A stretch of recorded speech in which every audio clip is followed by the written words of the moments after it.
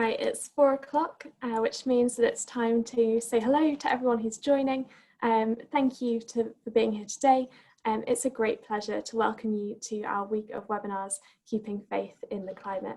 My name is Rachel. I'm the Faith Outreach Officer at Hope for the Future.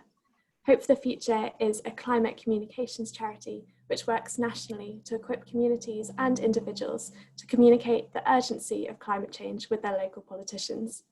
We feel it is vitally important that MPs and constituents are able to have rich and challenging conversations about climate change. And we also believe that local grassroots democratic engagement is an essential part of this. This is the last week in our webinar series, and we'd like to thank the European Climate Foundation for funding our events project. This week, we're focusing on the role of faith. While there is a tendency to distance discussions about climate change from matters of religious faith, we're bringing them together this week and examining the interconnections. Today, we're looking at connecting spiritual practices to the way we approach climate change. Tomorrow, we're looking at faith-based conservation. And on Wednesday, we're hosting a discussion between the Abrahamic religions on the theology of the earth. We'll end the series on Thursday by looking ahead to the role of faith communities in the build-up to COP26 and how we can encourage the integration of faith with the decision-making happening next November. Some housekeeping before we start. Firstly, we're recording this webinar, so it'll be available on demand for you to watch again and share. We'll also be sending all our attendees a follow-up email at the end of the week, which will direct you to Hope for the Future's latest resources and give you more information about next steps. You can get involved today by posting your questions on the Q&A at the bottom of your screen and upvoting those questions which you'd most like answers to. You're also welcome to direct those to individual members of our panel today. Please follow us on social media and use the hashtags HFDFwebinar, #CommonHome, or #KeepingFaithInTheClimate. Also on your dashboard will be a chat box. Please use this space, don't be shy, introduce yourself and chat with other webinar attendees during this session. My colleague Helena will be monitoring this chat. And finally, at the end of the webinar, a feedback form should pop up in your browser, and at that moment you'll be very tempted to click X, but please don't. There are only 5 really short questions and it's a huge help in our evaluation. So on to our discussion today. We're going to start with some speaker introductions and then we'll have a fuller discussion around the areas that come up, and we'll move from this into a Q&A before drawing to a close at 5 p.m. With us today we have Avnish Thakrar, a businessman and climate change activist. He volunteers with the Bhumi Project, which use ancient Hindu teachings to inspire the Hindu community to tackle climate change. Joining us from the US, we have Sevan Kalonju, Executive Director of Green Muslims, a non-profit working with the American Muslim community to connect them with nature and climate action. And finally, we have Andy Lester, Head of Conservation for Christian environmental organisation Arosha UK. Andy has degrees in global economics and rural ecology and writes and broadcasts frequently on biodiversity, climate and community. Welcome to each of you, and thank you for being a part of our webinar series. As we all know, we're in a time of immense change following COVID-19, and where there's change, there's also loss and grief. Change demands a personal and emotional response, which for many people globally is faith-informed. So our speakers today are going to share with us how faith shapes their response to the climate. As a springboard, I'm going to invite each of our speakers to speak for 5 minutes. They're going to tell us how faith informs their response to climate change and introduce just 2 ideas from their faith tradition in that time. Avnish, we'll start with you. Thank you so much for having me, Rachel. It's an honor to be with you all today. So the Hindu tradition is based on a concept called dharma. The Mahabharata, an important scripture in our religion, describes dharma as never displaying malice towards any living being through actions, thoughts and words, acts of kindness and giving in charity. This is the eternal dharma followed by righteous people. Dharma is essentially those actions that sustain and uphold a peaceful and harmonious world. Dharma allows all living beings to flourish. But if we look at the natural world today, we're causing disharmony and chaos. So for Hindus, living an eco-friendly lifestyle is an important part of our religious practice. I remember when I was a kid, my grandma used to say to me, be thankful to the trees and don't crush the insects, flowers and plants in the garden. My brother and I used to play cricket in the garden, and if we ever hit the ball into a flower bed, bush or tree, it was usually me trying my Sachin Tendulkar impressions. I remember we'd always be cautious retrieving it, trying our best not to harm it or any creature that might reside there. This idea of not wanting to harm or causing the least harm as possible is an important part of the Hindu religion. We call it ahimsa. Ahimsa inspired Mahatma Gandhi's Satyagraha movement, peaceful resistance against foreign rule. For Hindus, ahimsa shouldn't just be practiced towards other human beings, but to all living beings. Plants, trees, oceans, rivers and animals are all worthy of our respect, reverence and love. My belief in ahimsa has inspired me to minimize my carbon footprint and try to cause the least harm to the world. And one of the amazing features of ahimsa is it's universal. You can be a follower of another faith or no faith at all and still practice ahimsa in your daily life. So I believe that ahimsa is the great unifier of all of humanity. Another important practice in the Hindu tradition that can help us respond to climate change is yoga. I know this might sound strange, as when you think of yoga, the first thing that comes to mind is someone sitting on a mat doing like really difficult yoga postures. But these postures, which we call asana, is just a small part of yoga. Yoga in its traditional form is more of a mental exercise. Our minds rarely live in the present. We're constantly regretting the past and worrying about the future. And as a result, we're always stressed and feel unfulfilled. And we seek to fill these voids in our lives by buying more and more things. But unfortunately, this doesn't bring us the happiness we desire. Rather, it starts a chain of new desires and further emptiness. And in the process, we rack up huge credit card bills and we're destroying the planet with our endless consumption. But Hindus believe there's another way. Through regular practice of traditional yoga, and what I mean by this is a combination of the postures, the breathing exercises, the meditation, and following an ethical way of living, such as practicing ahimsa, our minds become calm and steady. Instead of looking externally for satisfaction, we look inwards for joy. And Hindus believe it's this spiritual outlook to life that brings us true happiness. And this lifestyle is also beneficial to the environment. Much of the damage we're doing to the planet is because we consume so much. Just take a moment to think of all the things you've got in your house, how many shoes, how many clothes, how many sofas. We have so much. August 22nd, 2020 will mark Earth Overshoot Day. And it's the date when our use of the Earth's natural resources exceeds that which she can regenerate this year. Yoga can help us reduce this gross consumerism by showing us that happiness lies within, not from the accumulation of more and more things. And this attitude will tackle climate change as our lifestyle will be sustainable and we won't deplete the Earth's resources, safeguarding it for future generations. Thank you very much, Avnish, for introducing us to those different principles. I'll now move to 7. Thank you, Rachel, and it's quite an honor to be able to speak today with Avnish and Andy. In Islam, we are taught that humans are the Khalifa, or the stewards of the earth, placed by God on earth to be responsible for it.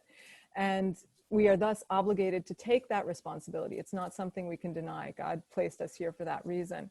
So this is a very fundamental aspect of the religion as a whole. Early in the Quran, in the second chapter, it states, "In the name of God, the most gracious, the most merciful, behold, thy Lord said to thee, a Khalifa." They, meaning the angels, said, "Will you place therein one who will make mischief and shed blood, whilst we do celebrate and glorify you with praises and sanctify your name?" God replied, "I know what you know not." So in fact, several times throughout the Quran, God states that humans are the Khalifa of the earth, or the Khalifa al-Ard specifically, not just the Khalifa, but the Khalifa of the earth. And while the Arabic word Khalifa has many meanings, and you will occasionally in Quranic translations see different definitions or different translations given, it could be deputy, successor, or vicegerent. It's also steward, and the English translation steward is being used much more commonly these days. And when you place steward together with earth or ard, so you have steward of the earth, it really, the meaning resonates far more deeply. It makes much more sense. With this understanding of this fundamental aspect of the faith, I mean, what are humans? Humans are stewards of the earth. Caring for the environment is simply a God-given responsibility. There are no questions about it, but it's also a test of faith. As the angels pointed out in the verse that I quoted, humans are prone to make mischief and shed blood. So whether or not they fulfill their obligations, we humans fulfill our obligations as stewards of the earth, is one of the things that God uses to determine how good we are. It's where we're judged by that, and it will determine where we end up in the hereafter, according to Islamic tradition. So the earth and our responsibilities towards it are in Islam a test of faith. But the earth is also described in Islam as a book of God, from which humans are to learn about and come to understand their creator, God. So it's a book just like the Holy Quran is a book of God in Islam, just like the Torah and the Bible are recognized in Islam as books of God. The earth is also, it comes from God, it's God's word to us. And this brings me to the second point that I wanted to bring up in this introductory section, which is that nature provides the ideal location for spiritual reflection or contemplation, as the signs of God are given throughout not only the heavens, but also the earth.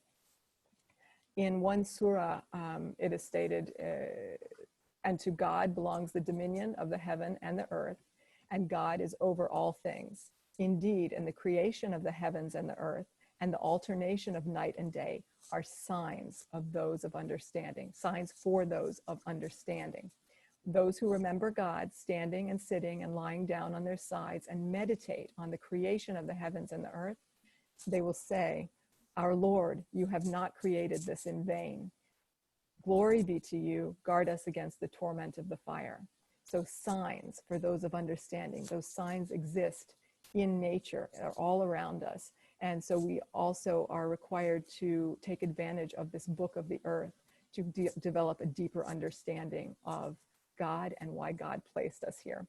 Very quickly, one other verse, because there are several where it talks about the signs specifically.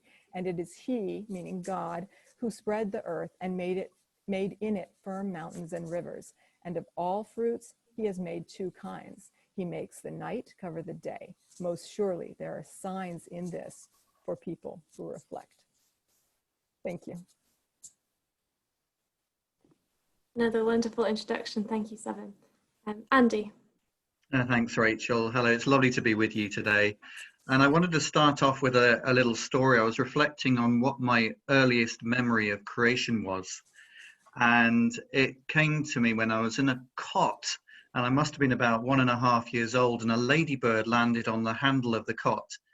And I had a toy tractor, and I thought, well, maybe the ladybird works the same way. And I remember picking up the ladybird and pulling it apart, and it bled. And following that, I tried to put it back together again, and it didn't work. And from a very early age, I sensed this extraordinary responsibility we have for very vulnerable nature. And that is reflected in Christianity. Christianity, and specifically the teaching of the Bible, promotes the idea that all life has value, irrespective of whether it provides people themselves with a direct benefit. And Scripture also tells us that it's important that land is given space to recover from our use of it, but without time to recover and replenish, it will suffer. I wanted to read a couple of verses from the Old Testament, from Genesis chapter 8. And it says, "Bring out every kind of living creature that is with you, the birds, the animals, and all the creatures that move along the ground, so they can be multiply on the earth and be fruitful and increase in number on it." So Noah came out together with his sons and his wives and his sons' wives and all the animals and all the creatures that move along the ground and all the birds, everything that moves on land came out of the ark, one after the other. And this is a very traditional and famous story from the book of Genesis about Noah and the ark. And after the floods had subsided, all creatures were given an opportunity for life, irrespective of their value. And at the end of the passage, Noah made a covenant with God. And in it, he said that caring for creation was a response to God's purposes. It's a covenant with all living things, that never again in the history of the planet would life be wiped out. And so we see that nature has intrinsic value, irrespective of its value to people.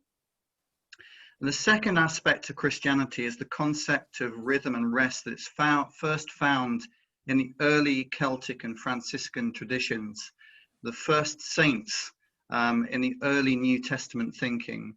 And they talked a lot about the importance of rest and space. And that's something that Seven picked up on, the need to stop and reflect. And we're living in a world that is operating at a faster and faster and faster space. And we've all seen, haven't we, in the last 3 months, the blessing and the benefit of quiet and stillness. Being able to go outside and listen and not hear the traffic. Be able to look up at the sky and not see the trails of planes. Be able to go out on the roads on bikes and just hear the silence. And it was like the land has been given a Sabbath rest. And yet as we go back into the so-called new normal, many, many people are hungry for the kind of change we saw in the past 3 months. What does that mean for the future of us as a community, as a faith community? What does it mean for our work patterns, our life patterns? And what does it mean for the pressure on climate and the huge danger we face for the planet? And the last thing I wanted to say was that in Christian tradition, we think of creation as like a diamond, a multifaceted stone of great beauty. That every time a species, from a ladybird, a small insect, right through to a large mammal, is wiped out, it's like one of those facets of the diamond has been scratched out and it fails to shine as brightly. I believe that we are all called, irrespective of our faith, to enable creation to shine like a bright diamond. But we see the damage that is being caused to it, and the luster and the brightness is disappearing under the weight of pressure. So hopefully during this remaining time, we can explore some of those issues in a bit more detail, but looking forward to hearing some more. Fantastic. Thank you, all of you, for those introductions. What we're going to do now is go into a fuller discussion on some of the things that have been picked out. And in particular, there are kind of 2 different avenues that these introductions have taken us down. So one of them is talking a bit about our relationship as people to God, but also wider creation. And we've seen that in a kind of relational principle of ahimsa, of no harm, but also this concept that Seven introduced about stewardship, and then an idea that Andy introduced about covenant and wider creation being part of God's purposes. So we'll talk a little bit about the relationship that we understand ourselves to have with God and the implications of that on creation. And then we'll talk a bit more about some of the spiritual practices that have also been raised in these introductions. So there's been talk of yoga, and there's also been talk about rhythm and rest and reflection. And so we'll come on to that in the second part of our discussion now. So first of all, I'll return back to each of our speakers and ask them to comment, possibly in the same order just for ease, on the question as follows: how does our understanding of our relationship with God inform and shape our relationship with the earth. And our speakers are free to comment on that either from their faith tradition in general or from an individual perspective. Avnish, we'll start with you again. Thank you, Rachel. So a unique feature of the Hindu tradition is that we can view God as a mother goddess. Mothers give us life, they nurture us and love us unconditionally. In the same way, Mother Earth provides us with everything we could possibly need: food, water, shelter. But yet, look how appallingly we treat her. I hope we all treat our mums with love and respect. And as Hindus, we expand our idea of Mother Earth. We expand our idea of Mother to the earth and revere her and all of her inhabitants. So when we look at rivers, oceans, mountains, and forests, we don't just see physical objects, we see manifestations of the divine Mother Earth. In our scriptures, there's a verse which says, "The earth is my mother and I am her son." And it's such a beautiful and wonderful thought process to have. And with this higher understanding, leading an environmentally friendly lifestyle is an important part of our religious practice. God doesn't just reside in a temple. This whole earth is a manifestation of the divine. So acts of kindness and compassion towards nature become spiritual and religious acts. Thank you, that's excellent. Seven. So as I did mention earlier, the signs of God are throughout the earth. And so we're always supposed to be watching for them. But Islam teaches Muslims to submit to and serve God. It's just the basic of the religion. For many Muslims, the submission is understood as a love of God. You show your love through your submission and your servitude, wanting to please God with everything that we do.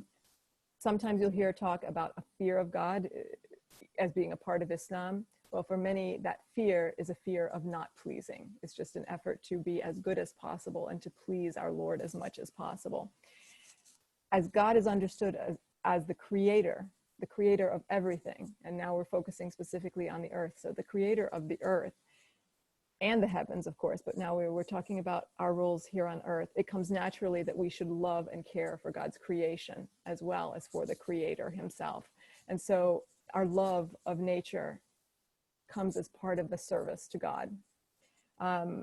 Also, as I mentioned, the signs, the beauty in earth is an important part. Recognizing the beauty in earth, in the creation of God, is an important part of the faith, since we are told that it is God's sign. So learning to appreciate that beauty and to love and care for nature are just critical aspects of serving God, of being Muslim. Thank you. And Andy? Thanks, Rachel. So Christianity invites us to have a personal relationship with God through the person of Jesus Christ. And some of you may think, when you think of Christianity, you think of a very noisy religion, where we spend an enormous amount of our time praying and making noise to God. And yet, in the Bible, there are many, many examples of Jesus taking himself off into a very quiet place. And it often was a mountaintop, somewhere far, far away from people, to spend time reflecting and praying and being in what we would call a thin place, a close place to God. And it's undoubtedly clear that Jesus was able to draw very near to God when surrounded by nature. It was an opportunity not to fill his mind with the things of the world, but to take the things of the world, the worries that he had, and lay them on the mountaintop in front of God. And as he did so, be able to look around at God's amazing creation and see that it was good. So all of creation made by God points the way to one incredible creator, someone able to create extraordinary complexity from nothing. And we as Christians are called to worship God, not worship creation, but to be marveled by it, at the intricacies of life.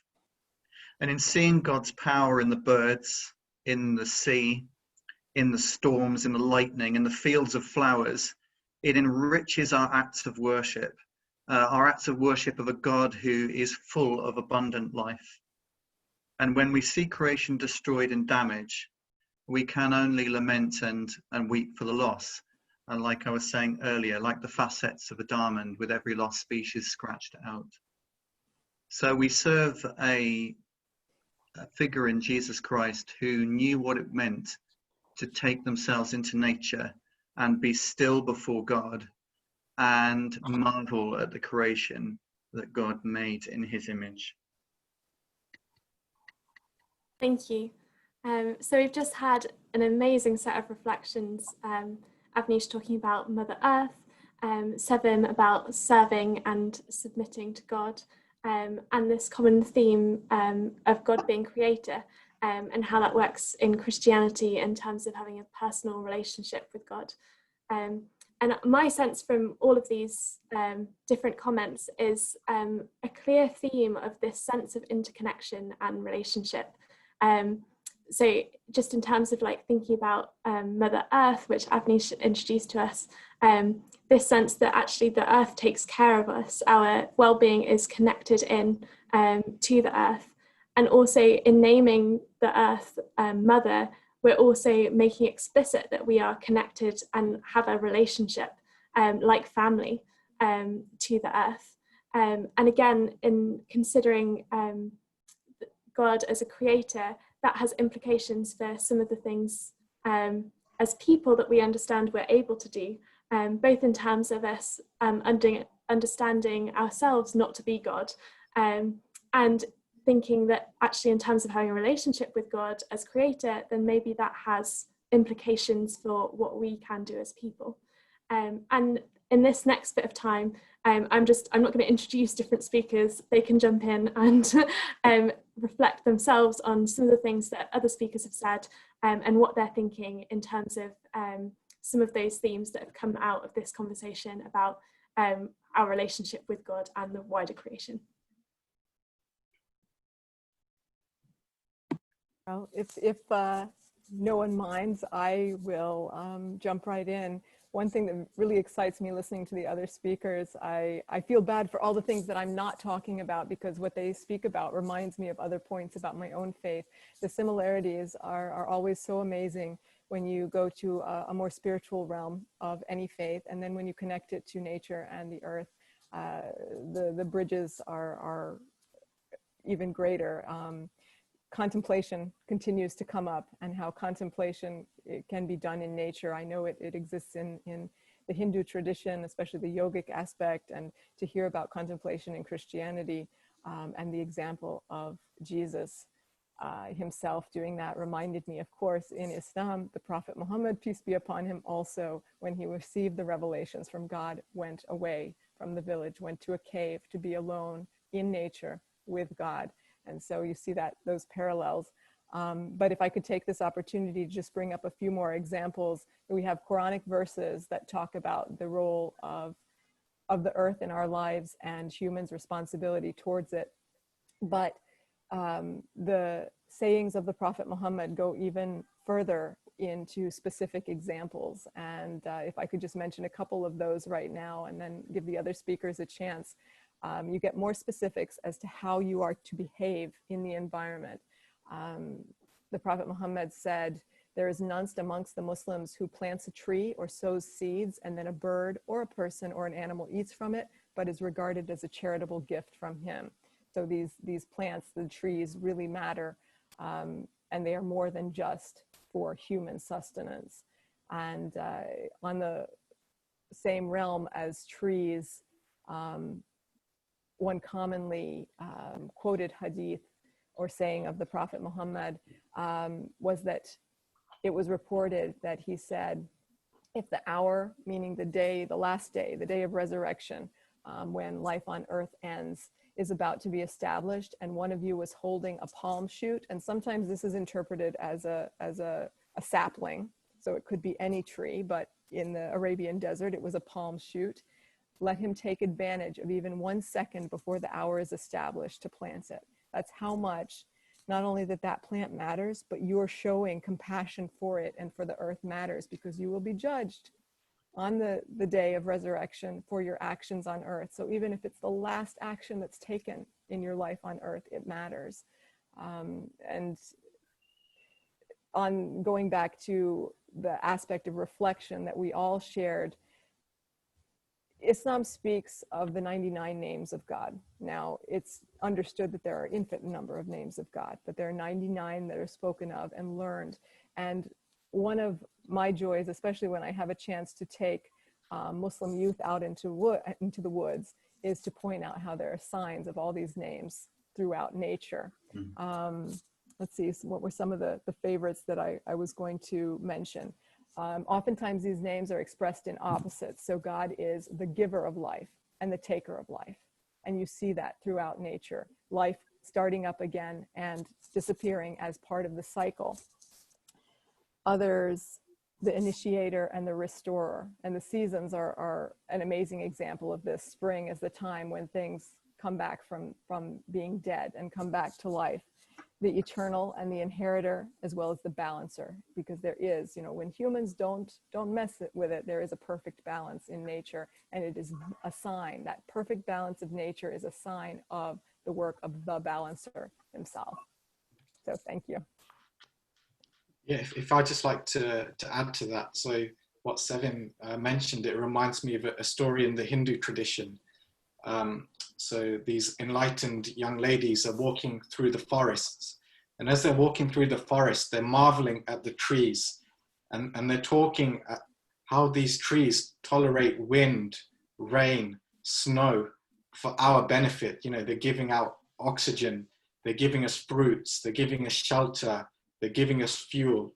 And the conclusion of the conversation, what these enlightened young ladies said was that we should live our life like a tree.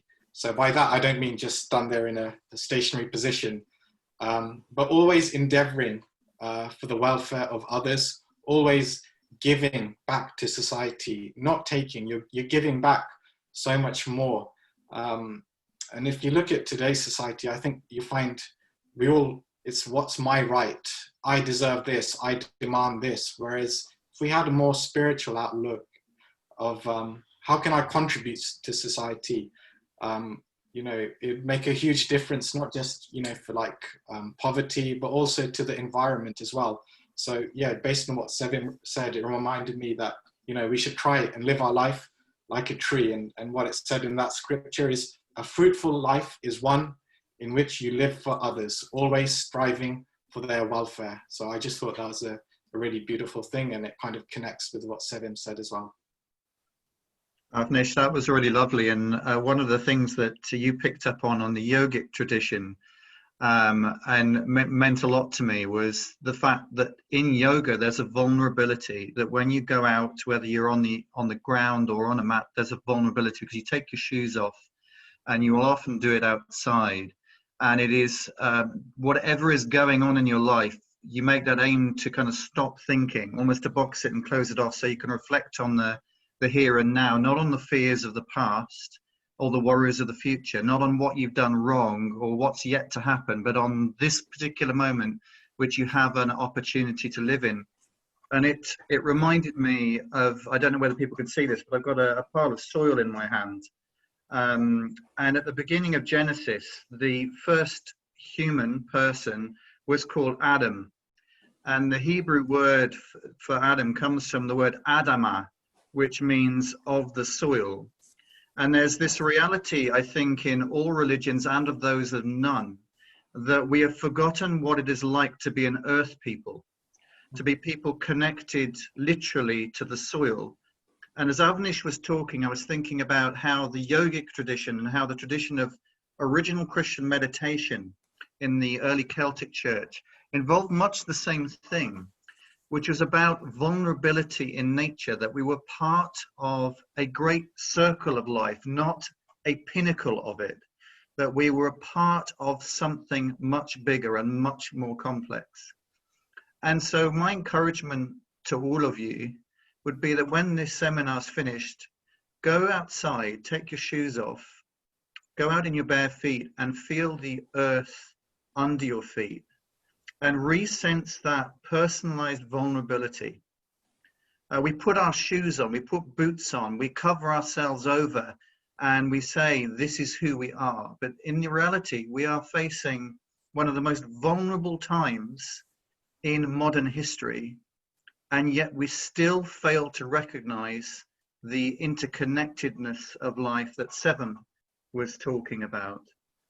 So I just wanted to end my bit with a quick word from Colossians. This is the New Testament, just a couple of verses. And it says, the Son is the image of the invisible God, the firstborn over creation. For in him all things were created, things in heaven and on earth, visible and invisible, whether thrones or powers or rulers or authorities, all things have been created through him and for him. He is before all things, and in him all things hold together. We have a world that has been created in a almost perfect state by an amazing creator, and yet the damage we are doing to it is undoing the work of God. And taking our shoes off and going outside is a simple way of reconnecting us to nature, to the earth, to the soil, and to reality. Wonderful, thank you. And I think that's a really great segue. We've got another 10 minutes before we move into a Q&A. And we're going to discuss and think about specifically more about these spiritual practices and how that moves us from kind of a theological high understanding of who God is and who we are and who creation is, into like centering that understanding of a relationship in particular practices, some of which have already been mentioned. So to do that, I'll hand back round to our speakers, and they have an opportunity to answer the question, how do our spiritual practices inform our relationship with creation? And we'll take the same order again. So Avnish, we'll start with you. Sure. So one of the conclusions of the Hindu tradition is that my identity, who I really am, is not this body. So although I'm sitting here in front of you today, my name's Avnish, I'm 31 years old. As Hindus, we believe this is only my physical identity. Who I really am is a spiritual entity, which we call Atma. And in English, this can roughly be translated as soul, self, or spirit. And Hindus believe this Atma is part of Brahman, God. So God resides within me, it resides within you, and it resides within all living beings.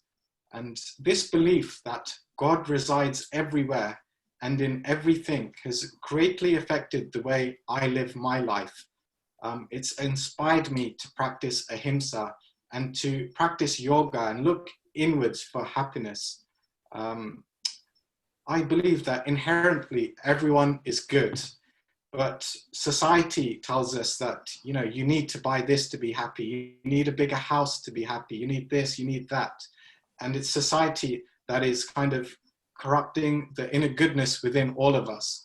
So we need a more of a spiritual outlook to become that goodness that we essentially are. So in terms of my personal life, this kind of connection with creation has inspired me to make certain decisions. So for example, I drive an electric car. I have solar panels installed at my house. I also went vegan because I wanted to cause the least harm to animals and the environment. And all these actions are related to this material world, but doing them selflessly and for the benefit of the world, it transforms these mundane material actions to spiritual ones. So for Hindus, praying and believing in God is nice, but it isn't enough. Caring for the environment and all of God's creation it's a real big part of our religious duty. Great, thank you. Seven. Wow, when someone speaks, I think of so many other points to make. In the Muslim community that I've experienced, oftentimes there is not so much of an emphasis on the earth itself, because we are so focused on reaching as high a place in the hereafter, in the next life as possible. But when I speak like this with others of various faith traditions, it's so clear that our responsibility in the here and now is to care for God's creation, and that will that's not to say that the hereafter is not even more important, but our life here is really, it's to get us to the hereafter. So what we do now matters so much. As I referred to earlier, nature provides an ideal location for contemplation of God, the creator, who is the creator of everything that we see around us. It contains God's signs and exists to teach us specifically about God. As the Quran states, those who contemplate the heavens and the earth will better know their creator. So with these practices also comes a deeper respect for and love of the environment, of the earth, and because it is the beautiful creation of the one creator. So with this love and respect, we hope that there will grow a greater concern and responsibility, sense of responsibility towards caring for the earth as well, and some degree of conservation and environmental activism. It doesn't hurt to start with that spiritual, personal focus, but then the goal, one of the goals is to become closer to God, of course, but then the other goal is to serve God, and to serve God through the protection of the environment. So it has to be a series of steps to ultimately help the earth. As Avnish and Andy have spoken about, we need to change our ways to connect more with the earth and care for it as well. But it can also start with a deep spiritual internal reflection, which again can be shared throughout faith traditions, to grow into environmental activism, ultimately, love of the environment and care for it. Thank you. Thanks. And finally, Andy. Thanks, Rachel. So before I just conclude with a couple of words on this bit, I just wanted to share a story from a few days ago. I was in Scotland in an inner city park in Glasgow, a pretty rough part of a city in Scotland. And I was walking with some counsellors, and in front of me was a guy sitting on the ground, and they said, "Oh, you need to walk the other way from that man. He's a well-known heroin dealer." And I said, "Well, actually, I'd quite like to sit and say hello to him." And so they shrugged their shoulders and left me to go and talk to this man. And as I did, he said, "Come and sit down." And I sat next to him. He said, "I've got something I want to show you." And we sat in absolute silence for 5 minutes. And I was feeling quite uncomfortable. And, you know, silence is not something that any of us do easily or well. And I was about to get up. He said, no, just wait. Tarry for a minute with me, he said. Tarry for a minute with me. So I sat there for another minute. He said, "Right now." And he said, "Shh." And as we looked, a mother fox walked past in front of us. And behind it were 5 little cubs. And the mother fox stopped and looked directly at him. And he looked directly at the fox. And knowledge exchanged between their eyes. They knew each other. And it was one of the most moving moments I've had in a very, very long time. And he said, "You know," he said, "despite my brokenness, that gives me hope. That gives me hope." The next day, he was arrested for dealing, and he's serving 30 years in a prison in Glasgow. But that little story has stuck with me. So for me, what did that teach me? Well, it taught me that the Bible tells us about the importance of taking personal time to sit and stop. And that's something that both Avnish and Sevam have talked about a lot.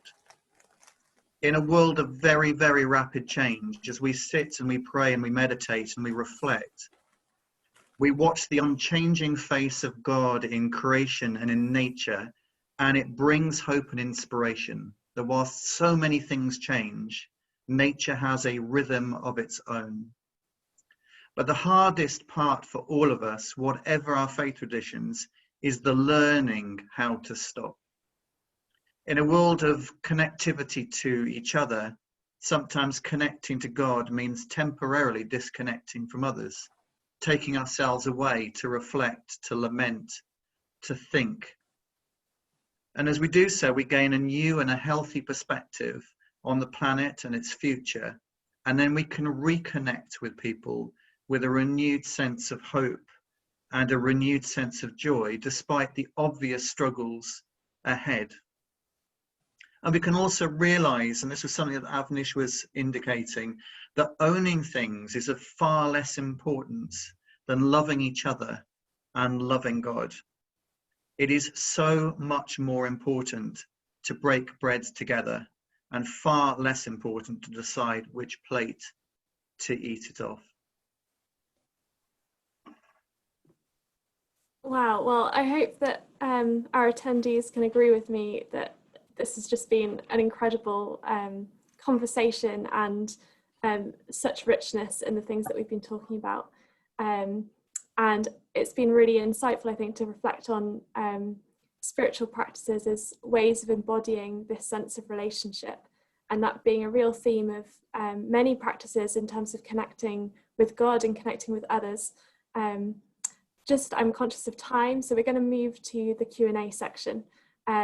And for fairness sake, I'm going to look at the top 3 questions that have been upvoted within the Q&A function.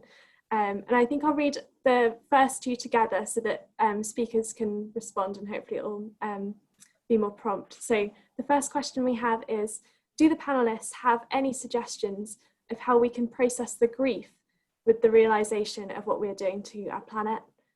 And the second one, which is from Cameron Howell's LSE Faith Centre, is, what are the spiritual practices you most admire in each other's traditions? What practices can be shared in a theologically acceptable way? I don't know who wants to start with responding to that. Do you gentlemen mind? Sorry, go on, Sevim, you go. Thank you, because I had some thoughts about the first question, but the second one just excites me so much. I have to admit that as a Muslim growing up in America, I've always been involved in interfaith work, and I happen to have done a 1-year training as a yoga instructor as well, and had the opportunity to learn more about the yogic tradition in Hinduism. But as far as what we can share, just the contemplation is everywhere, and contemplation can be expressed in a more secular manner as well, for those who may not be as comfortable with a deep spiritual or religious tradition. But if you are focused, if you're working with people of faith, going into spirituality and why it is that we have this faith and what it is that we are doing here on earth, reaches the point of trying to connect with our creator, whatever that creator is called. And when you are striving to connect with that creator, you are striving to do what is right for creation as well. And so it is an amazing starting point for care of the environment, when it comes from the bottom of your heart, your whole purpose in life. Because sometimes people of faith place less emphasis on caring for the earth, because the earth is only, in some traditions, only part of life, and what comes after earth matters more. So I just need to be a good person now. Well, a very important part of being that good person is caring for creation. But if you can go at it from a deeply spiritual level, like that care, what you're paying attention to, what you are caring for, is your bridge to connecting to the one who created it. It makes it even more meaningful, and it makes it even more easier to work together, despite coming from different faith traditions. So I think it can be shared throughout. One of the common threads, that was lovely, Sevim. One of the common threads which you picked on right at the beginning is you've been outside doing things in the soil. And quite a lot of our work is around changing urban space for the benefit of local community. And we've got one particular project I'm working on at the moment on an ex-drug dealing area in West London, where we've taken 56 tons of rubbish. And with a team of 50 volunteers from the Sikh, Hindu and Muslim communities locally, and Christian communities, we have moved that and replaced it with a place of utter beauty. It's got wildflower meadow and orchards and ponds and beehives, and people are loving it.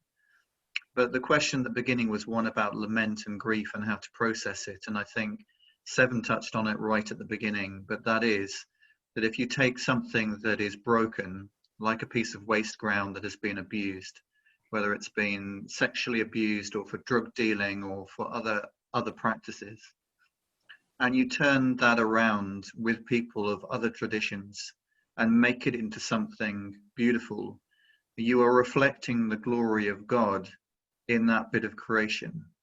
It turns something that was broken into something joy-filled.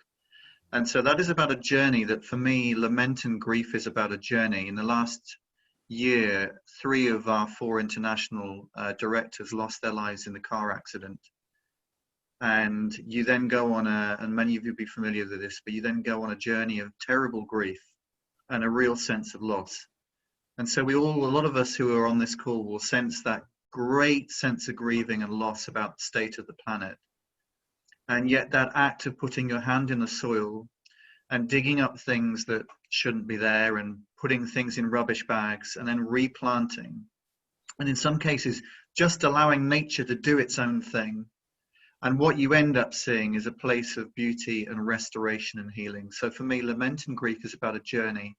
It's going through a dark place, but knowing that there is light at the end of the tunnel. Yeah, just adding on that point about grief. So in the Hindu tradition, we have this concept called karma yoga. So essentially what it means is our focus should be on the action, and we should renounce the end result, because the result is out of our hands. You could say it's up to God, but the action, that is something that we have control over. So an example is an exam. There's no point stressing over what questions are going to be in the exam, because there's nothing you can do about it. But what you can do is you can work your best, you can revise really hard. And relating that to climate change, you know, the emphasis should be on what can I do as an individual? You know, how can I reduce my carbon footprint? How can I live in harmony with all of nature? And if your emphasis is on what you could do, try not to worry about the bigger picture, because that's not in our control. I think just focus on what you can do as an individual. And if you are living an eco-friendly life, then at least at the end of the day, you can go to sleep and look yourself in the mirror and say, you know, I've done my best for the planet. I've done my best for Mother Earth. And just that second point about what I admire from the other faiths, I watched a wonderful documentary movie. It's called A Prayer for Compassion, and it's about an interfaith documentary on climate change. And some of the perspectives I found really enlightening. So I think in the Abrahamic traditions, is it a dominion? I think that, so what they were arguing is that people use that as an excuse that I can, you know, rule over all of animals because I am superior. And I think what they said was God treats us with compassion. God has dominion over us, yet God still treats us with love and compassion. So in the same way, we shouldn't say we're the top of the food chain, we are better than animals. We should also extend that love and compassion to the Mother Earth and all of her creation as well. Thank you. The other question, the top 3, is as follows. In regard to Avnish's word about Hinduism having access to the image of the divine as mother, do Andy and Seven think that by bringing in or returning to a sense of God as feminine in both Christianity and Islam, that might better help us care for Mother Earth? What might be the blocks to doing that? And just picking that up, that is, so it's a really well asked question, because in traditional Christianity, many people looking on from the outside would see it as a very male dominated religion. If you look at traditional church leadership, historically, it has been very dominated, certainly in the last couple of 100 years, by men in leadership. And yet in the early Celtic traditions, many of the early saints and early Christian leadership were women. And they appreciated the concept of Mother Earth, of an earth that was all about life and reproduction. And there is nothing wrong with seeing God as father, but the earth provider as a mother figure. And we often forget that Jesus was born of Virgin Mary. And Mary's role in Jesus's early life was of incredible and fundamental importance. the role of a mother in the life of children early on is of critical value. And so is the value of the feminine in the environment. We see it in every aspect of nature. And therefore, whilst we don't worship it, we absolutely should honor it and respect it for its incredible value. And I would be the first to say sorry for those times when we've seen Christianity do the opposite and deny the role of women in leadership and deny the role of the reproductive beauty of this amazing planet and the role of feminine in nature, which is just as important as the role of the male in nature. There's an equality which needs to be spoken of, and there's an equality that is visible in the early church, which in more recent years got lost, and I'm grateful to see is beginning to make a real comeback, and I long for that to continue that journey. Yes, I would actually agree with many things that Andy just said. I mean, feminism, if that is the word today, but the role of the feminine is growing in our discussions, and so that is happening within the Muslim community as well, and how we discuss our religion. Now, in Islam, God is not seen as either masculine or feminine, or rather has both. And I caught myself when I was quoting the Quran and I referred to he, because that is the more common usage and that is what I grew up using. But there is a general understanding that God is both masculine and feminine. So there is no reason that there needs to be the emphasis on the feminine, on the masculine, although we know that culturally, again, masculine dominated because of leadership amongst the people. Going back to the question about the concept of Mother Earth specifically though, because I'm not an Islamic scholar, I have always been reluctant to get myself into that issue until I heard an imam say it himself, a Muslim leader, scholar, talk about the importance of Mother Earth. So the concept is being brought up again.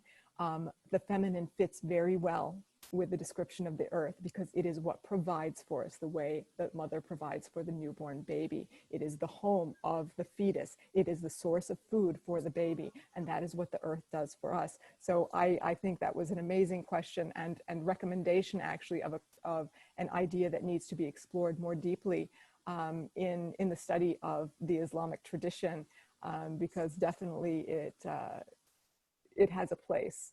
And as I said, I was very excited to hear an imam actually talking about Mother Earth. Great, thank you so much for those answers to those different questions. We're not going to take any more questions, unfortunately, because of timing. So what I'm going to do is I'm just going to close, and then I'm going to invite each of our speakers to say one sentence sort of summary of what they'd like each of us to take away. So thank you for attending, and to our panelists for all their excellent and personal contributions as well. Do join our next webinar happening tomorrow, which is on faith-based conservation. It's at the same time, 4 p.m. And feel free to get in touch with Hope for the Future if you'd like to arrange a conversation about engaging a faith community you're part of in an event or meeting a local politician. And finally, when you do exit the call in a couple of minutes, please do fill out the feedback form. It's really only short, and we hope to see you soon. So first of all, just before we end, Avnish, would you like to summarise? Sure. So I had written like some concluding remarks, but after everything I've heard today, I think I would just like to change my final remarks. So what I'd like to say is after today's webinar, please make it a daily practice to stop and appreciate and be grateful for everything this Mother Earth has given us. Take a moment to be thankful that the sun rises for our benefit each day. The rivers give us fresh drinking water. The trees give us oxygen and absorb all that carbon that we're emitting. And with this gratitude, with this appreciation, be inspired to reduce the harm that you're doing to the natural worlds. Thank you. And Seven? One word comes to mind, and that is connection. Connection with each other through our various traditions and connection with the earth that sustains us. if that connection goes beyond the physical into a spiritual connection, then the love grows and the care grows, and with that comes the action that's required to protect this planet that we live on. Yes, we all need to learn more. We need to learn about the specific actions that Avnish described, so we can make the changes in our own lives, and then maybe we can get involved with bigger changes as well. But develop that connection and share it with your fellow humans, whatever their faith tradition, and we can work together and accomplish so much more. And great, Andy. The word that comes to mind, just hearing everything that Sevam and Avnish have said, is the word slowness. The need to stop, to think, to reflect, to do slow gardening, to do slow wildlife watching, to do slow cooking, slow eating, just to slow down and think about the value of life in a new way. And as we think about the speed at which climate change is now taking place, the value of slowness becomes all the more important. Thank you so much for what has been a really wonderful hour. I hope to see many of you soon, and to our panelists, know that I'm sure there are many people applauding their screens, or at least I hope so. And if you've joined today, please do consider joining for the rest of the week. We'd love to keep the conversations going. Thank you so much. I hope to see you soon.